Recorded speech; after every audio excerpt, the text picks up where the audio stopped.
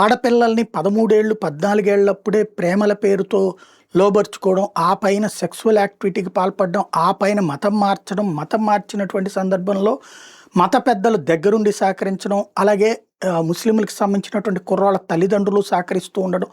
ఇక్కడ తల్లిదండ్రి ఇద్దరూ ఉద్యోగాలకు వెళ్ళి వ్యాపారాలు చేసుకుంటూ వాళ్ళు రాత్రికి ఇళ్ళకొస్తుండటంతో ఒంటరిగా ఉంటున్నటువంటి ఆడపిల్లలకి ఈ విధమైన సహవాసాలతో వాళ్ళు మారుతూ ఉన్నటువంటి సందర్భంలో తప్పు మీ పెంపకంలో ఉంది కానీ మా అబ్బాయిని ప్రేమిస్తే మాకు తప్పేంటి, మేము ప్రేమగా చూసుకుంటామంటూ ముస్లిం పిల్లల తల్లిదండ్రులు చెప్తూ ఉండటం. కానీ ఆ పిల్లలకి ఉద్యోగం లేదు, ఉపాధి లేదు, వాళ్ళ అమ్మా నాన్నలకే లేదు, బ్రిటన్ ప్రభుత్వం ఇచ్చినట్టు డబ్బులతో బతుకుతున్నారు, మా అమ్మాయిలను ఎట్టా పోషిస్తారు అన్నటువంటిది వీళ్ళు మాట్లాడుతుంటే ఇదంతా నడుస్తుంది బ్రిటన్లో.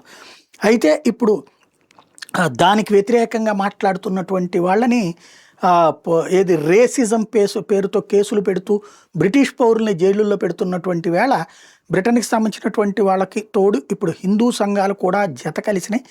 ఇస్లామోఫోబియో అన్నటువంటి వణుకు పేరు పెట్టి ఆ పేరుతో కేసులు పెట్టేటటువంటి తప్పుడు సంప్రదాయానికి తెరతీయద్దు, ఇట్లాంటి తప్పుడు పనులు చేసిన భారతదేశం లాంటి చోట్ల ఇబ్బంది పడుతున్నాం అన్నటువంటి విషయాన్ని హెచ్చరిస్తున్నారు.